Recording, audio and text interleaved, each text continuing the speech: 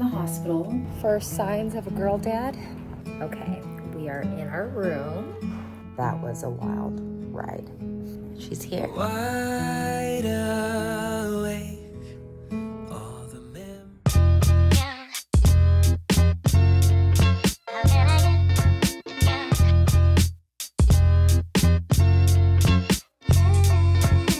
It is almost midnight and we are going into the hospital to get induced.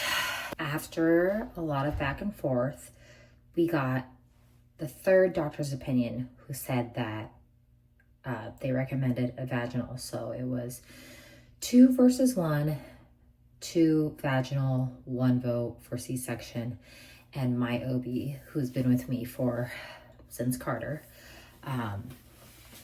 also then said vaginal. So 3-1.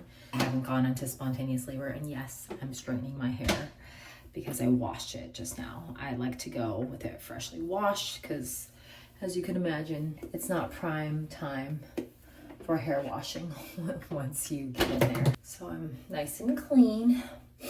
And with the boys, both times my water broke first and I did not go into labor. So I did get induced both times then, but my water had broken already.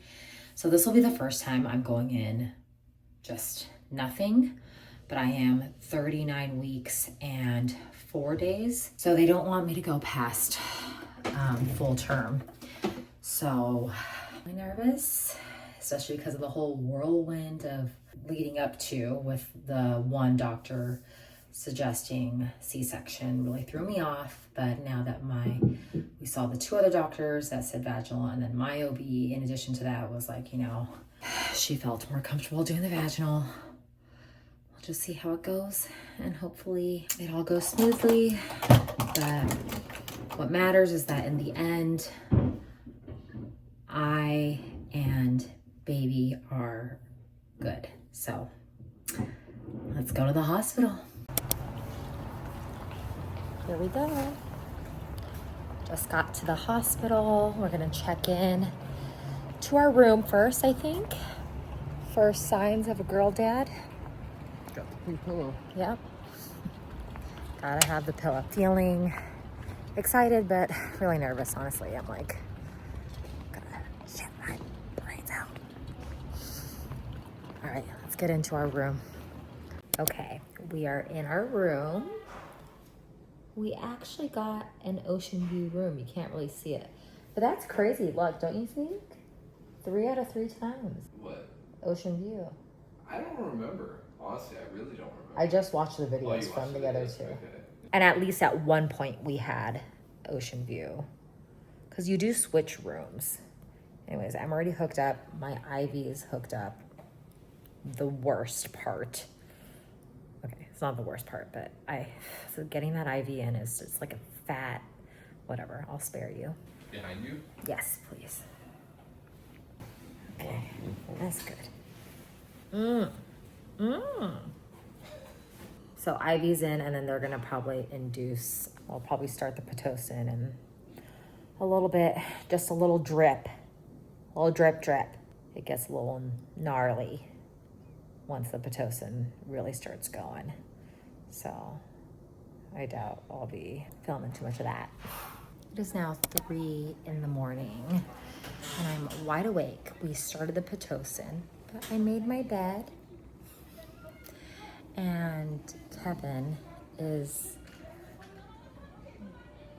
sound asleep. I'm watching the proposal. Just waiting for those drugs to kick in. I really thought maybe I'd be able to nap, but I'm just like too much adrenaline. Maybe I'll try to lay down right now. It was between the bed and the yoga ball, so maybe I will try to lay down. Okay, 6 in the morning now. Pitocin is still going, but I just started bleeding. I fear that is a sign that something has gone wrong. I've never bled before at this point. It was just a little gush, so I told the nurse, and so we're waiting to see if there's any more. Because obviously, it's like, at this point, if it bleeds a ton, then that's not normal. So If it's just like a little spotting, then it should be fine. But I don't know. I don't know. You know, I'm already nervous about the whole placenta situation, so we will see. So we're just monitoring the situation now. Contractions are not too bad, but the blood, concerning. It's 9. The bleeding has stopped and I'm progressing. I'm like dilated to 5 centimeters. They're letting me have a smoothie before I get my epidural. It's a beautiful day outside though. Let me show you. Lovely. Wow. That was a wild ride. She's here. I was on the Pitocin having contractions for like on the literal like 13th hour. Did not take this long with the boys. And then we came to and just waiting for me to dilate. I was trying to like rest in all different positions. And my OB came in and it was only like 5 pushes. I started hemorrhaging because of that whole placenta issue. So there was a lot of gnarly, like she was really getting in there, trying to get everything out, get all the blood out, pushing on the stomach. The nurse like stuck a shot in my leg. It was like, felt very dramatic. And then I got the shakes and I was just shaking, like convulsing. Like I could not even control it. I have some tea. It was nuts. It was, I might even say it was crazier than contractions. Like it felt insane. I could not control it. And I mean, I was able to hold her for a while, and then eventually I had to just have Kev hold her because I was like shaking so much, basically until I fell asleep. And then I woke up like a few times throughout the day in like a haze, like what I could describe as just like if you're watching like a movie or show, you know how like the eyes blink open and it's just like blur, and then you fall back asleep, and then the eyes blink back open again, and then you fall back. It's like and there were like a few times I remember I woke up and there was like a person, like the nurse or Kevin in front of me, and I was just like I was so out of it. Come to find out, it was from losing a lot of blood, and then also all the meds that they gave me for losing the blood. It was crazy.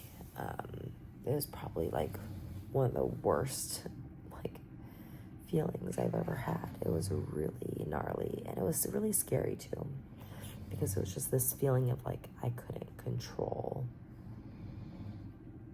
like my body. Anyway, we're good now. We're safe. Me and little baby.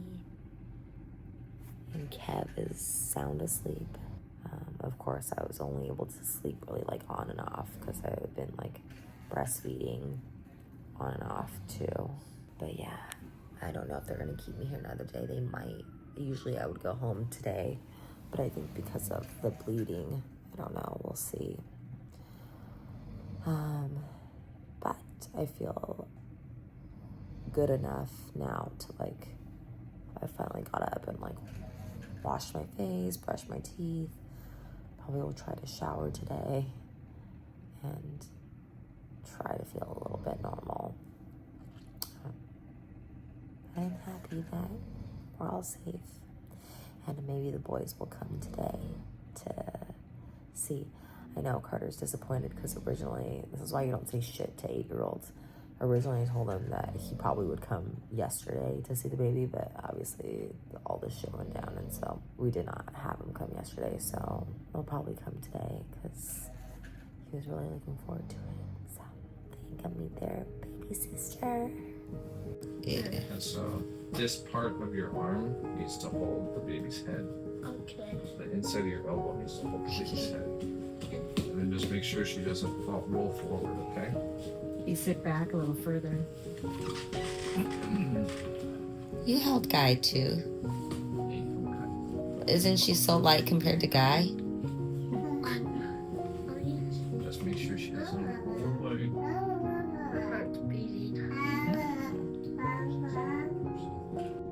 It's very small. So you have to be very gentle.